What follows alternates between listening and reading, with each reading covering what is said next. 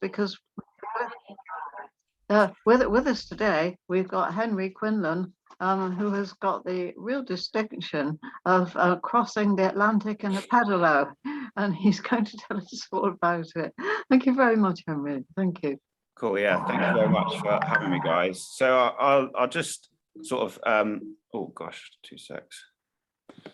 So I'll just talk to you a little bit about sort of how the idea came about. So this is the one to the middle right is me. I'm Henry, and we've got a 4-on crew. So we all went to school and university. So that's how we became friends. And we basically were talking in a pub one day about how we wanted to do sort of a fun expedition. We were toying with different ideas of either rowing the Atlantic or kiteboarding over, and we came to the conclusion that the pedalo would be the most sort of simple way of doing it, and something that never been done before.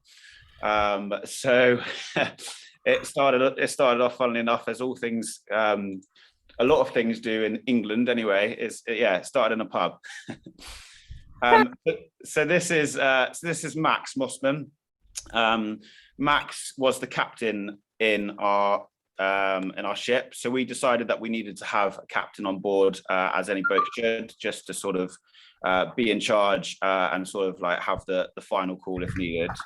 Max always wanted to be in the army, but unfortunately due to a knee injury, he wasn't able to even sign up. So this is where he sort of like wanted to claw back some, I guess, superiority.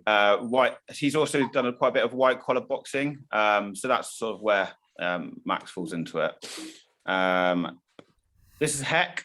As you can see, he's got a nice wig on to the left. That's a bit of a funny photo. As I said before, we tried to be as sort of light-hearted throughout the whole experience, just to show that we're just very normal people.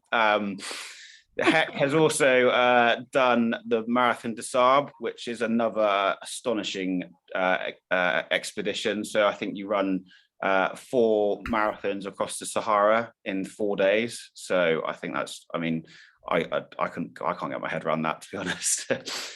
And he was head of navigation, so he was in charge of where we were going. He would be he would sort of using all the tools that we had on board to make sure that we were going in the right direction, looking at weather and stuff like that. Next, we have Paddy. I was at school with Paddy down in Glastonbury.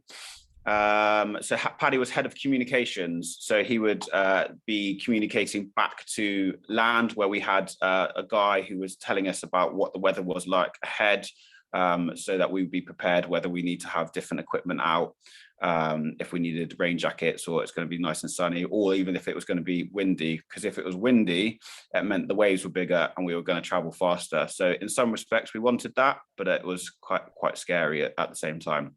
Again, Paddy's also done the Marathon des Sables, so we did have quite a good crew of people who have done some good long expeditions.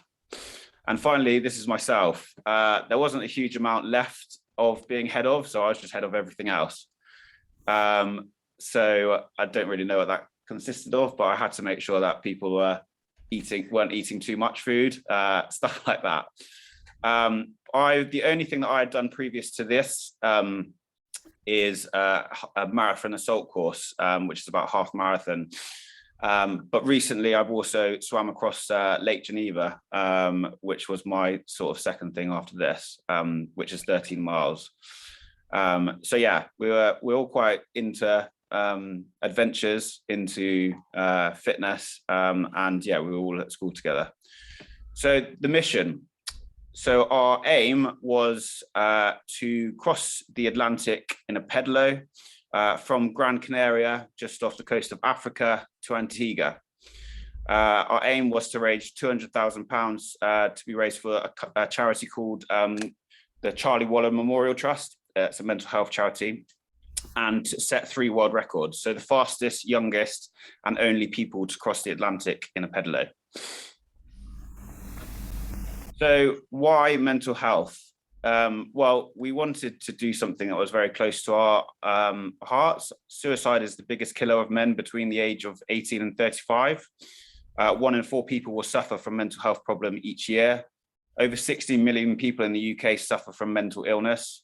75% of young people with mental health problems are not taking action by receiving advice or treatment. More than half of young people feel embarrassed to talk about their mental health. And the average wait time for effective treatment is 10 years. And I think, that just sort of says it all. So I think, like, being young men, we thought we would be able to help in some way. And so we wanted to do something that we felt was, closest to our hearts. So this is our chosen charity. So this is the Charlie Waller Memorial Trust. The Charlie Waller Memorial Trust was set up by Charlie's parents, who unfortunately committed suicide when I think he was about 20 or 21. And they just had no idea of the fact that he was suffering and fighting depression. So the aims of the charity are to equip young people to look after their mental well-being, help people to recognize the signs of depression in themselves and others, ensure expert and evidence-based help is available for people in need. And how they do this is they go to deliver talks and training to young people and those who work with them about how they stay mentally well, providing training for primary healthcare and other professionals in identifying and supporting those with depression, providing self-help resources and training for universities and student-led organizations to promote resilience and mental well-being, delivering talks and training on mental health in the workplace to employees, employers, and line managers. I think it goes to say that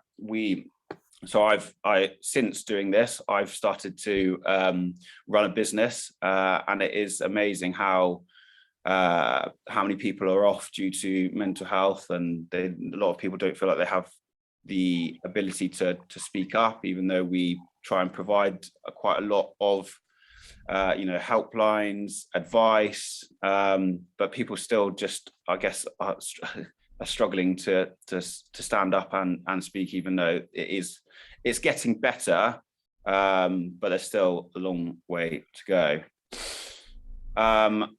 So how we made this possible was we needed to kind of get sponsorship from some companies. The main bit was to pay for the boat. So all in all, we had to get the money for the boat, and then on top of that, our £200,000 target for the charity. So the boat cost us about another 80 grand. So that had to come from sponsorship of companies. So we went around to different places. We pitched to people. A lot of people laughed at us. We started off and we didn't really know what we were talking about. We didn't really have all the information that some of the guys wanted. So it took us quite a while to start getting the momentum going. And once you get a couple, then more people feel like it's a serious trip and you've got all the information and the training and everything possible to do it. But I guess the different types of sponsors that we had was some would give us money, but some would give us equipment. So you can see here on the right hand side, that's Heck with all our food for the journey. So that's essentially freeze dried food. So we had different things like spaghetti bolognese, lentil dal, things like that you would just pour hot water over. So it's light. I think it's what essentially astronauts used when they take up space. And over here we got sponsored by Bounce, which they do sort of like little balls of energy. And yeah, so that's the sort of types of sponsors. We got quite a bit of media coverage as well. Obviously around the time of us setting off, it was quite good, and also when we landed and breaking world records. So again, that's what I guess sponsors want to see, and that's why they do it, so that they can be associated with us. But yeah, it was hard. The hardest part prior, the training was obviously hard, but yeah, we had a deadline of when we needed to sort of set off, and it was quite tight in terms of achieving that final bit of money. that we got. But our biggest sponsors, I'm just going to go back a couple of pages. So we're Investec, Orchard Pig, James Mossman, they make bricks, and DHL, and then the ones on the outside are just slightly smaller. But yeah, these are the guys that sort of help make it happen. So yeah, as you can see, we therefore put all their logos on our boat, which I think looks pretty badass, if I don't say so myself. So essentially how the boat, I'll get onto the boat bit in a minute. I think that comes down the line, apologies. So fundraising, again, obviously we needed to make sure that we were raising money for charity. That was obviously our sole intention of it. Again, we almost needed to build up the momentum with it to show these companies that we were raising significant amounts of money for the charity. So the first thing that we did was we did a crowdfunding page, and our aim was to raise 20 grand in 28 days.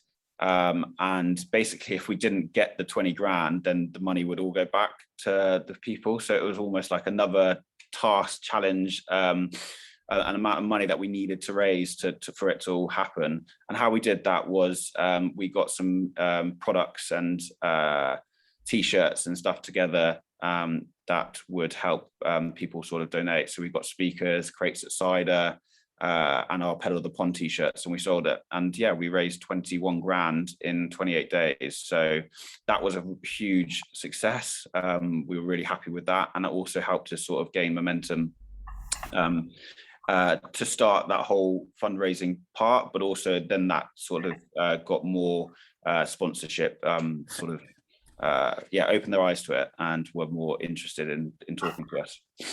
We then did a ball. We organised a ball. So we had 650 guests, and they all paid for a ticket. And our target on the night was 70 grand, and we raised 105,000 pounds. We were sort of blown away by that. Again, we had lots of gifts given to us by families up for auction, and yeah, we were blown away. It was an amazing night, but it all felt a little bit sort of surreal at that point.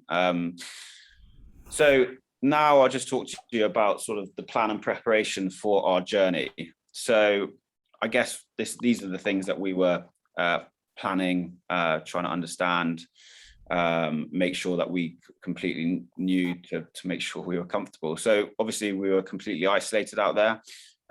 There is a trip called the Talisker Whiskey Challenge, which is a race of rowing boats across the Atlantic. They go from the same route. And we tried to latch on to their expedition, their race, but they weren't interested, mainly because they wanted it to be rowers only.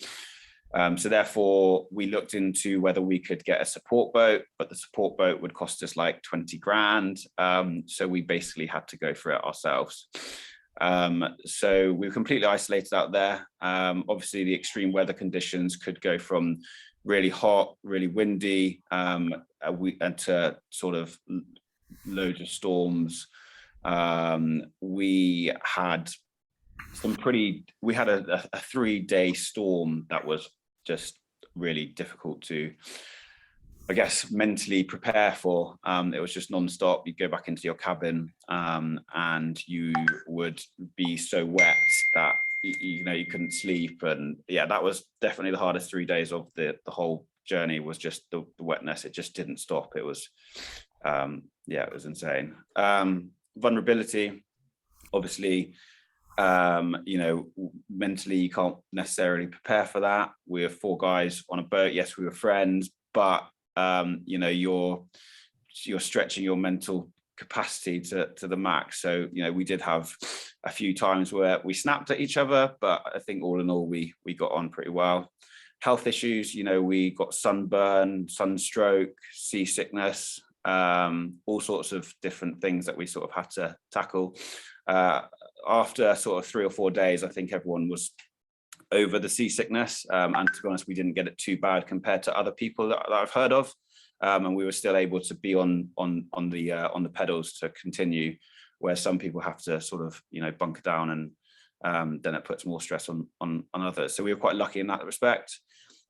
Nutrition, we essentially were burning about 8,000 calories a day, and we were only able to sort of eat about 4,500 to 5,000 calories a day at the max. So yeah, we all had quite a big sort of deficit in our calorie intake. So yeah, we all came back in rather good shape.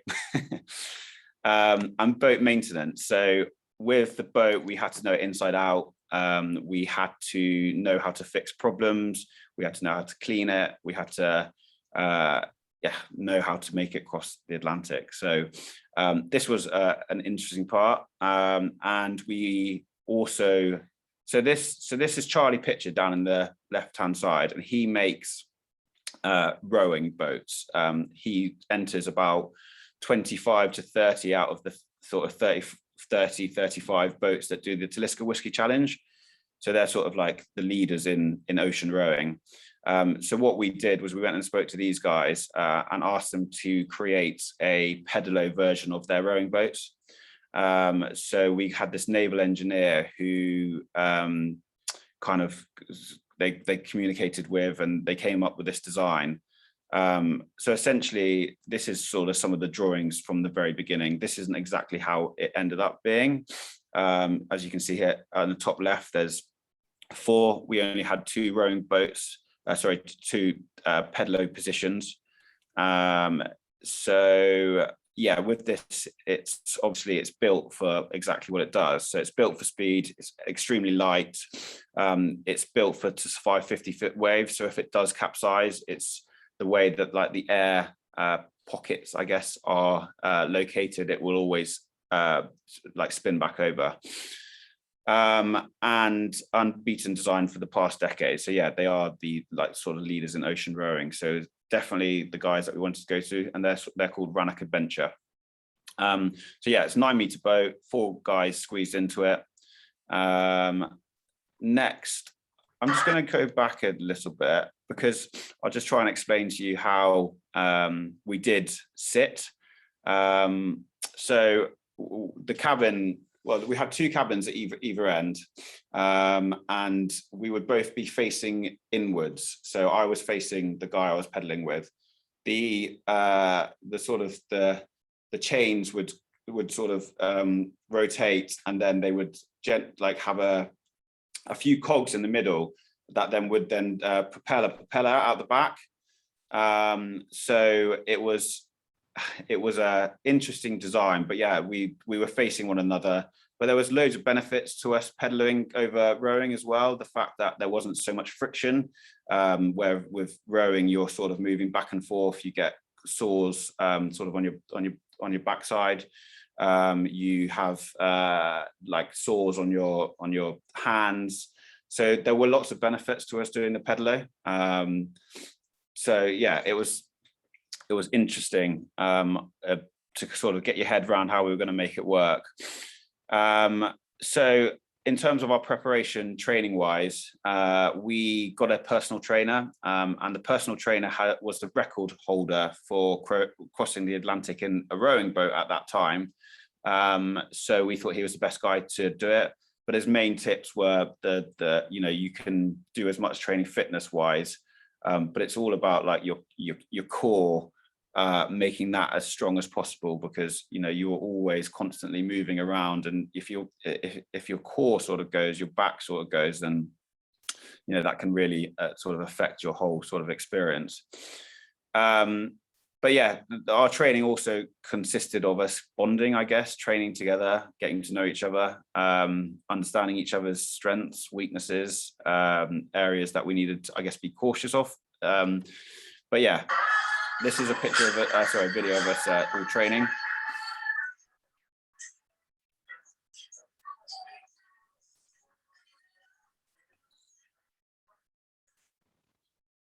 And so we had to do some courses as well to get us prepared. So we did a first aid course, a VHF radio course, a sea survival course, and a navigational and seamanship course. think I've got a video here of us doing our sea survival course.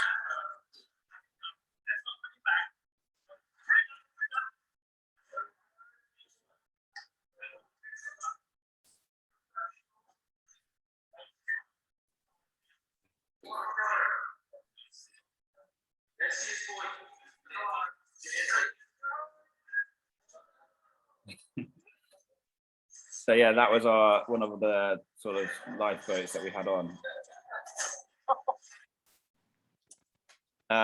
So yeah, the courses were fun. They were good. Again, it was team bonding. And so this is our test run. So this is about 4 weeks before we were setting off to the Canary Islands.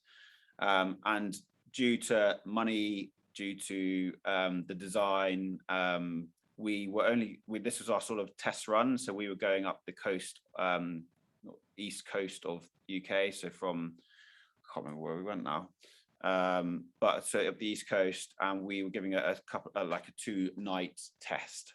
But things didn't really go to plan. And essentially what happened is we set off on the first night, and it got to about 2 a.m. in the morning, and the Pedalo system, all the chains came off, and it basically broke down. We have a backup rowing, like oars on there, and it's sort of like the seat that moves, just in case that happened. But the current was so strong, the tide was so strong that we actually couldn't keep the momentum going, so we were drifting into a shipping lane. So we had to get rescued by the RNLI, and they came and rescued us. They chucked us in on board. They tied the boat to the back of their big boat, and obviously they didn't really mind about the condition. So we had our 80-grand boat at the back of it, and they were driving along so quick that it was almost just like flapping around. And we just thought, gosh, I hope it doesn't break. This could be sort of like it over. Anyway, it was all fine, but it was a very stressful sort of test run. And unfortunately, this was the only opportunity that we had to test it in the UK before it going out. So, no engineer to come and sort of modify it. Anyway, we got it back to Rannoch. They did some testing on it. They changed some of the features, and they said it's ready to go. So we had to then get it shipped over to the Canary Islands. We then had a couple of days out on the Canary Islands to do some practice out there, and it all seemed fine. But obviously, it was quite nerve-wracking knowing that that was our test. We were very sort of anxious about the Pedalo system, and whether we were actually going to be able to achieve it. So yeah, this is the trip. This is where we were going from, and so on the first few days of setting sail, there were some strong northerly winds. This was sort of created a lot of waves, as I've sort of said before. At this point, we were feeling sort of, very nervous, but very excited.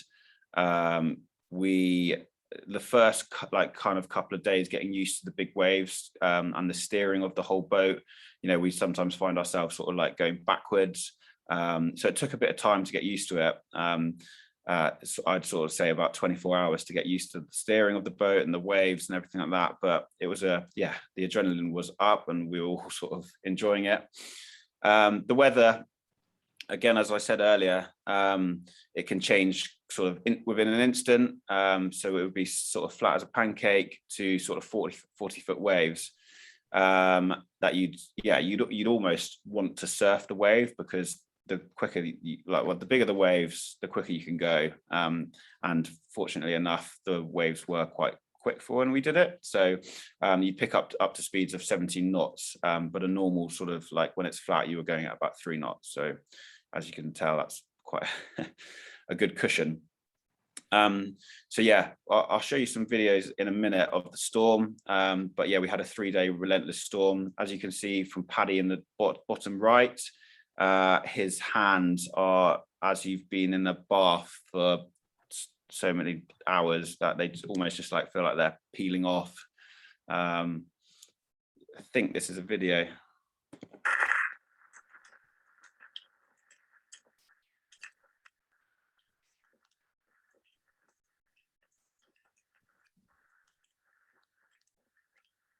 Yeah, we had all the gear.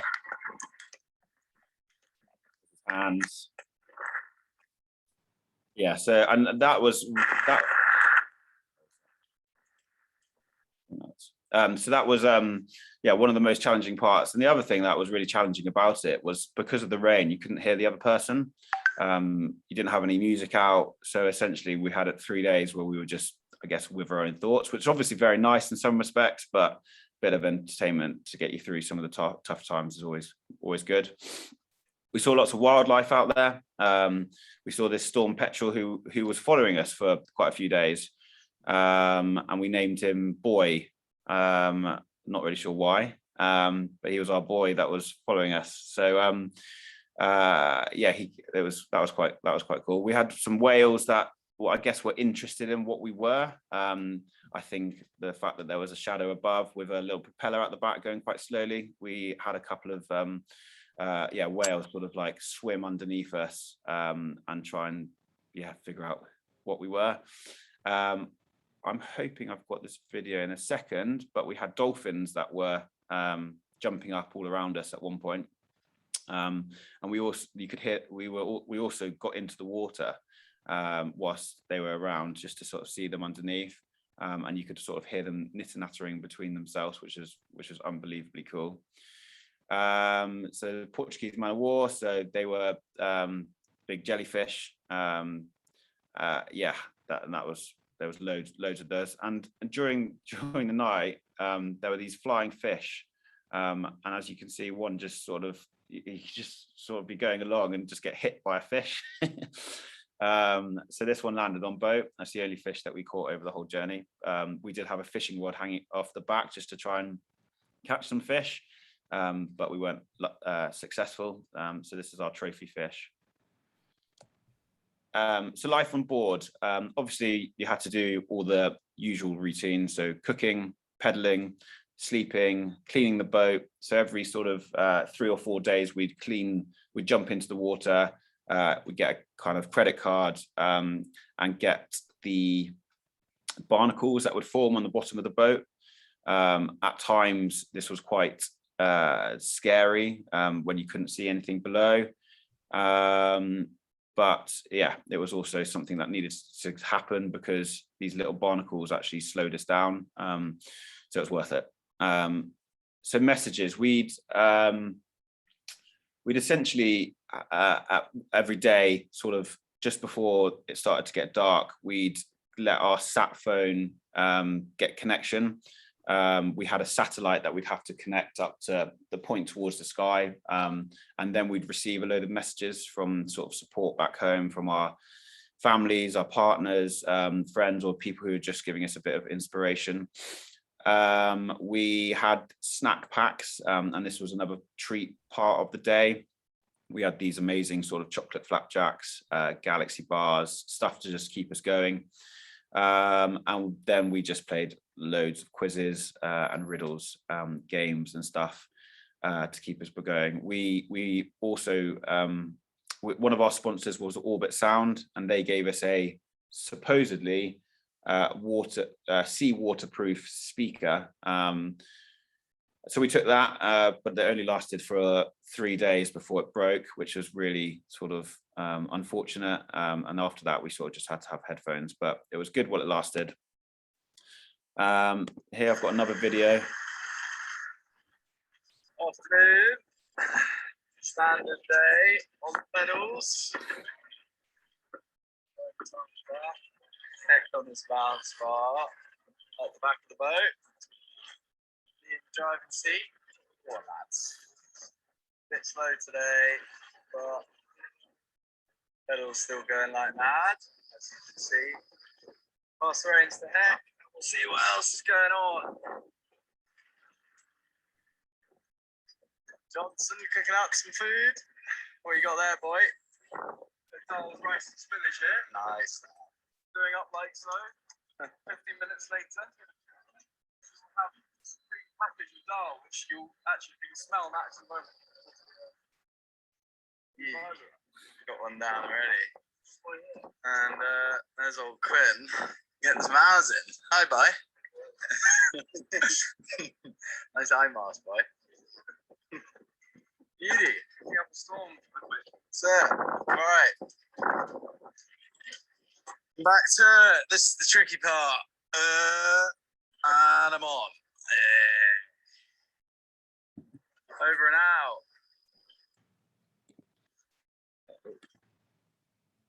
Yeah, so that's sort of the day in life on Pedalo. I've got another video for you here of Heck jumping in to clean the bottom of the boat.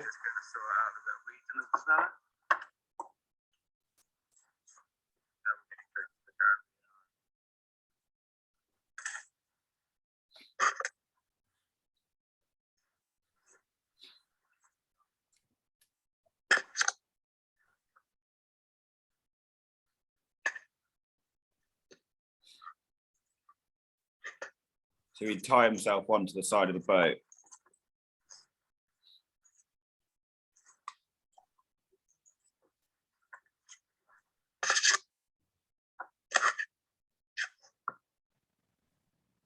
Yeah, so I think we'd just share that sort of load occasionally. Every 3 days.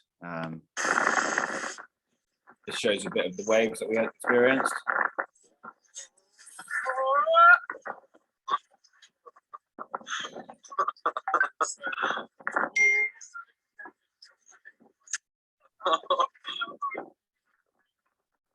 Swell today,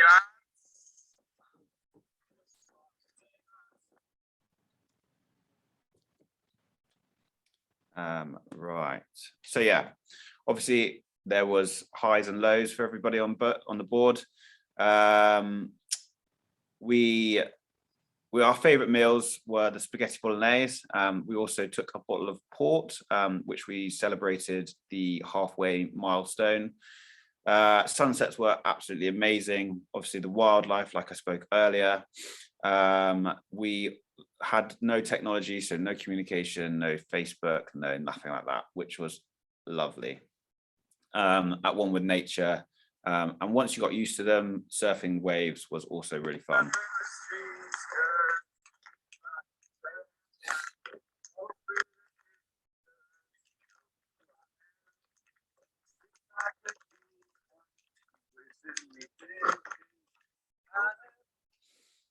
So yeah, when we had no speakers, we just sang between ourselves. So lows, the storm obviously was big low. 3 days of the rain, yeah, it was just mentally breaking. Like I mentioned earlier, the speaker breaking, that was also a low. And this is a picture of us having to fix the system. So we essentially the bottom of the I guess engine or whatever you want to call it ripped off from the boat. So we had to sort of take it all apart. Luckily we had this sort of like adhesive glue that we had on board that was waterproof and set off really quickly. So this was a quite a tough part. We were sort of sitting here for sort of 6 hours just trying to take it all apart, put it all back together. And we thought that this might be the end of it because we didn't know if the glue was going to be able to withstand all the pressure that we had to go. I think we were about sort of 600 miles away. And we wanted to sort of not use the oars because if we used the oars, then it wouldn't have been a record. So that was quite hard. Obviously drenched like cabins. I was more fortunate. Me and Max were at the front of the boat. That's the back of the boat in the picture. And when the waves came over the back, sometimes they would go inside the cabin if the door was slightly open. And it was so hot in the cabins that you'd want to have it open whilst you were sort of sleeping throughout the day. So yeah, that they got it quite bad at the back. So I feel sorry for them, but they handled it really well. And everyone had their own highs and lows on top of that. So this is a video of us in the storm.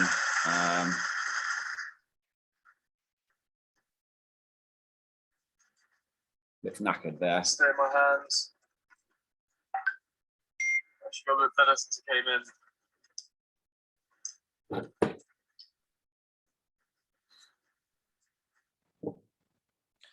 Yeah. And so then this is when we arrived. So we arrived, we arrived, it took us 40 days and 40 nights in the end. So it sounds a bit sort of biblical. The picture on the left is us coming in when we set off our flares. As you can see, we came in at night, which was amazing. And there was sort of like crowds of people, all our family had come over. But yeah, quite a few people on the island had heard about what we were doing. So this isn't a stage necessarily for us. I think it was for a sailing competition, but yeah, they celebrated us as if we were famous for a few hours. So yeah, we took that. This is us coming in.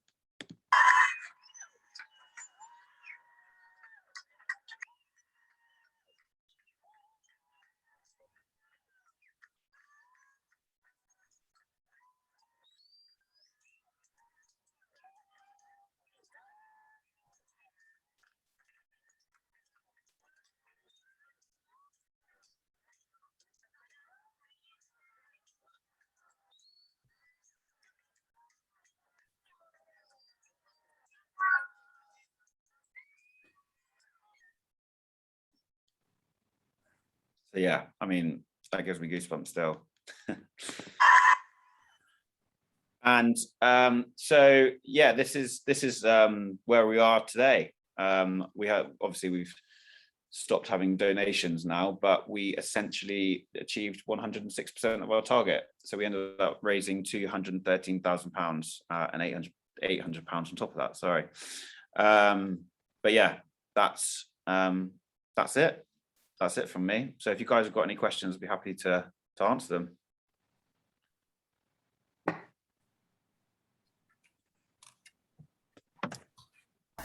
Thank you very much, Henry. I really enjoyed that. Yeah, brilliant. And it was really, really exciting. Yeah, it's inspiring is the word, I think. Well done. Thank you very much. Really, I'm glad I could share it with you. Have you guys got any questions? I'm sure somebody has.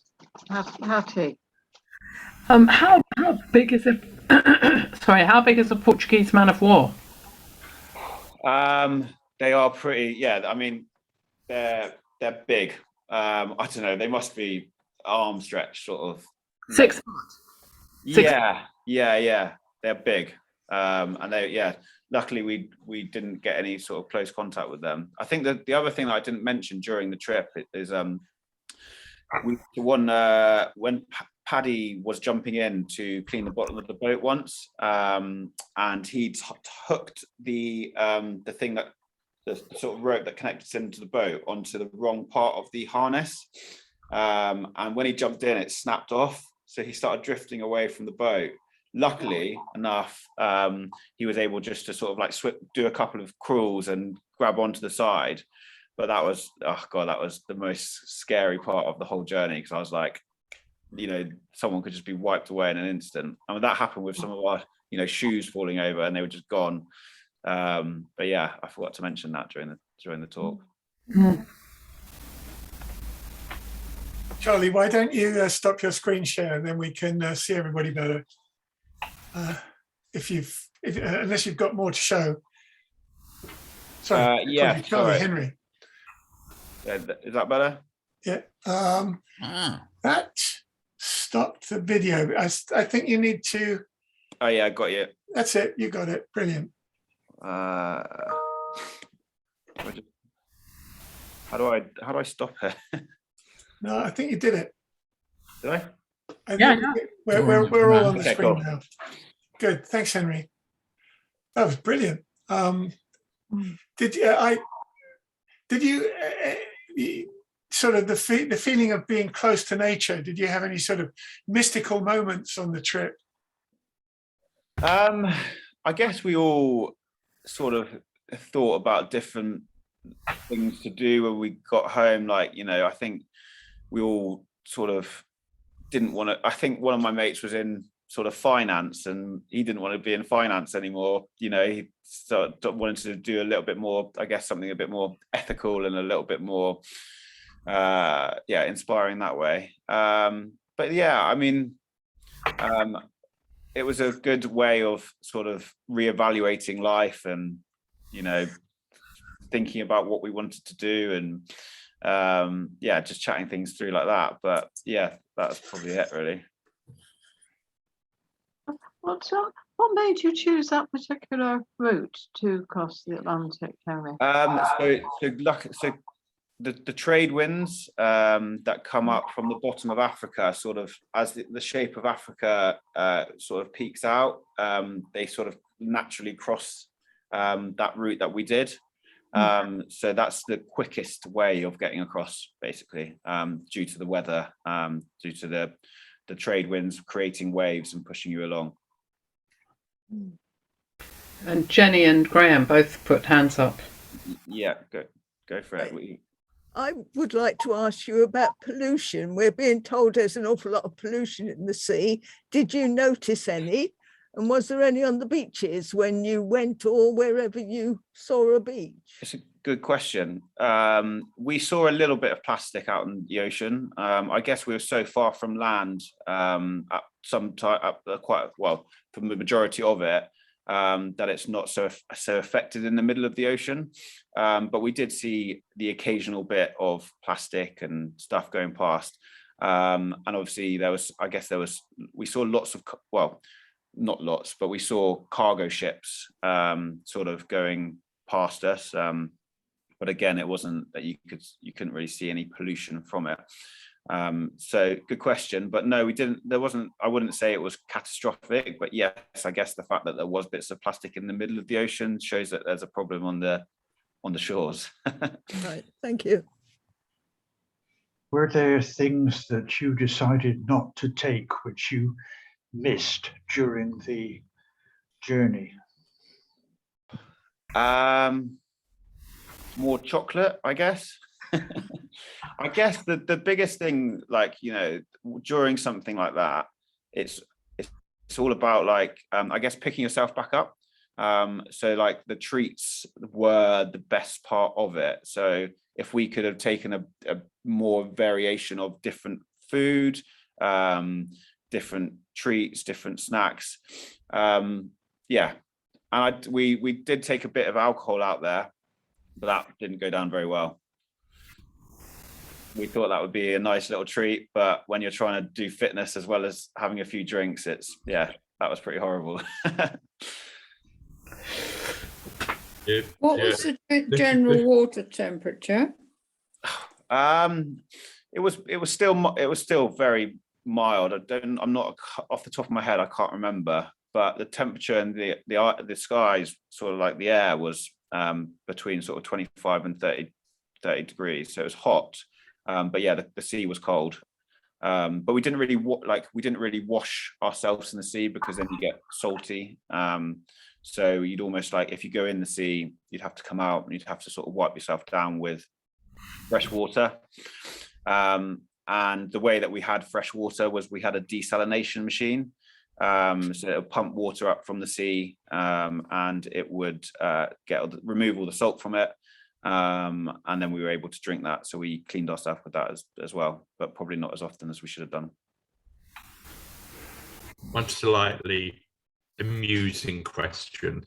Different people have different tastes in music. Were there any kind of crosswords about that? What about what to play? Yeah, no, I guess at times, yes. I guess some people wanted at times to have a bit of, like, you know, sort of dance music, upbeat, sort of drum and bass. That's definitely not my thing. But I think we did settle on quite a good sort of level of, I guess, rock and indie music that we all sort of, I'm not sure if you guys have heard of them, but The War on Drugs were our sort of probably most overplayed tunes out there. So you should check them out. They're for everyone. They were amazing. They're amazing. So that was our go-to sort of music. But yeah, good question. Did you pedal in rotation for a certain set number of hours? Yeah, so we all did 2 hours on, 2 hours off.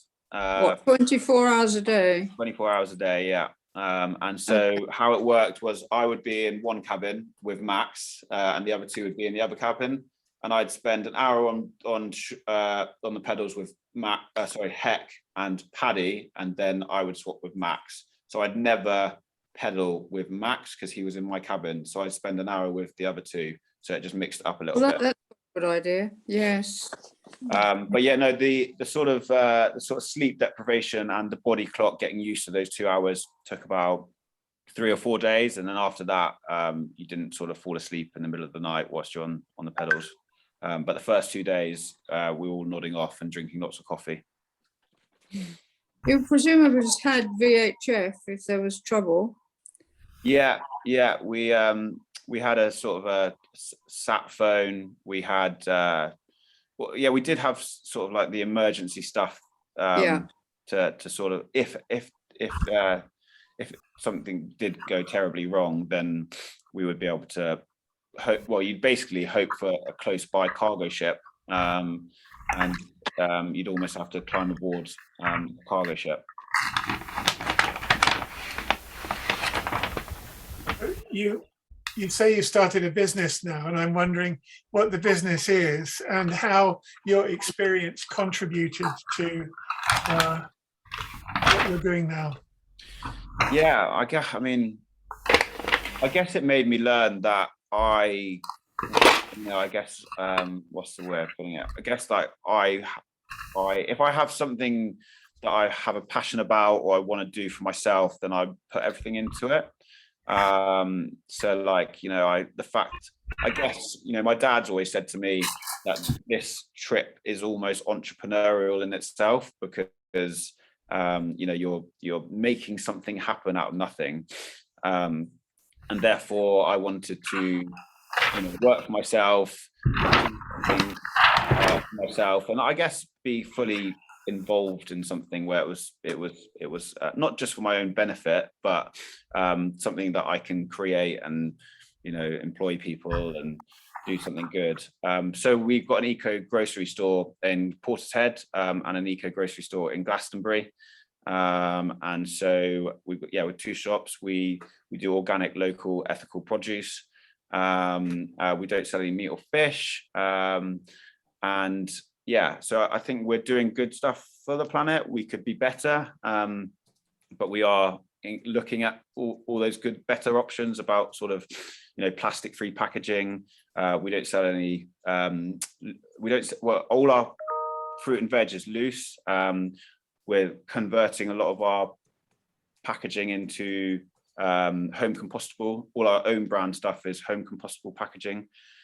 So yeah, I guess in terms of like the planet, people, that sort of stuff, it did make me more aware of that. And then the other thing, I guess, is talking about mental health. Nutrition is key for good mental health. And it sort of slipped into I first of all, I wanted to open up a cafe that it was around mental health and doing mood bowls, eating certain bowls of food to change your mood, whether that's energy or so on. So yeah, it almost did. That's how it sort of fell into where I'm at, off the back of the Pedalo for sure. I think that would make a wonderful talk in itself, Henry, if Patsy can persuade you. Yes, I should certainly like to know more about that. Interesting, yeah. My problem is the food that makes me happy is exactly the kind of food I shouldn't be eating very much of. Well, we all that's again, it's natural. Your body craves what it thinks is good for you, but I always like, I guess there's so many different things out there.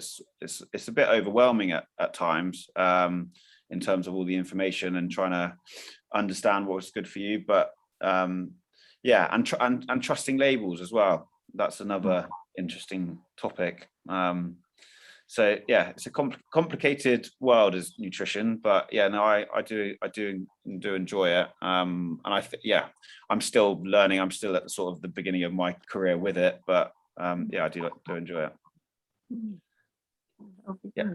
Henry, I really commend you in your support for mental health, because I believe it is still one of the Cinderella services of the NHS. And the more we can actually highlight the fact that young men do not go to mental health a lot of the time because it is the idea that they might be seen as weak.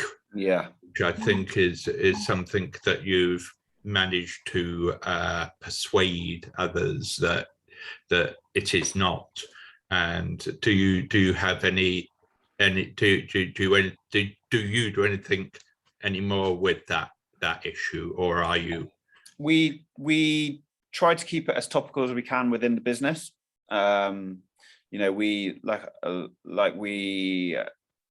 I guess we send out, we've got well, I'm just trying to think of a few things. But we've got a group within the company. I think it's the sort of a mindful group. And again, the other thing is to try and talk about different ways of how you can say mental health.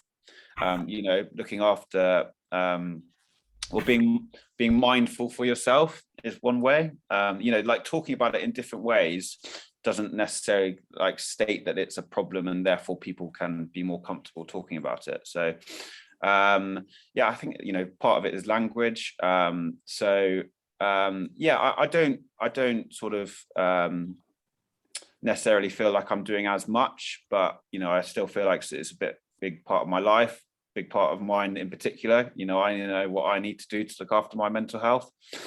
And I try and share that where I can. And yeah, we do try to keep it topical within the business. Yeah, and keep adapting to it as well. Yeah, Hattie. I was just going to mention about labels. You see, I thought it was quite a good idea to have vegan cheese. When I looked at the contents, it's pure fat. Couldn't believe it. Just absolutely shocked, and I won't be having that again. I mean, I still have to finish the pack off.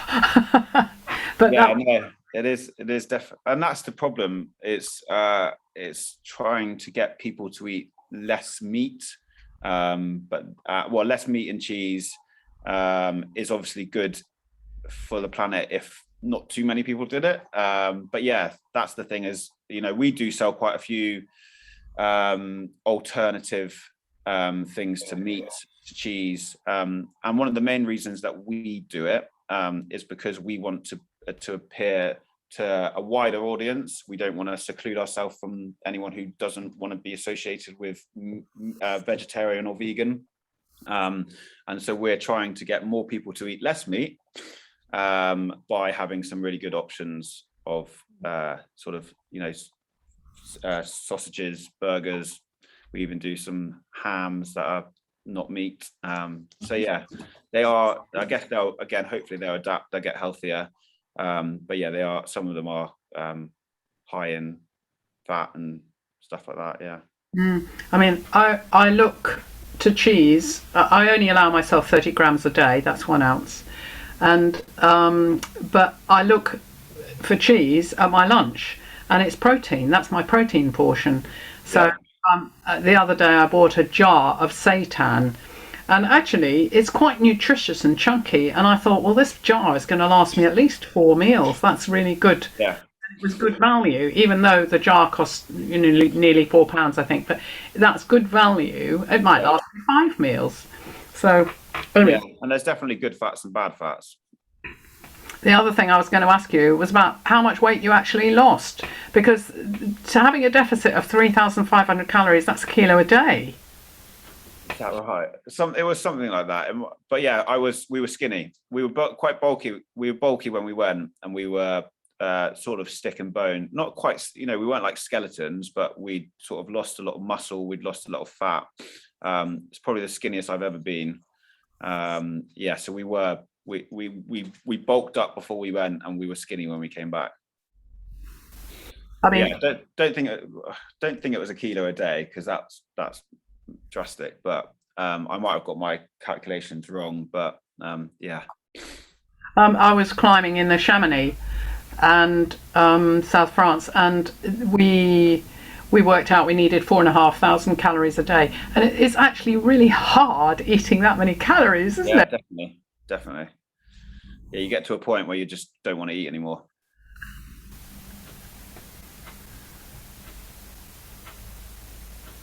Has anyone else got any questions?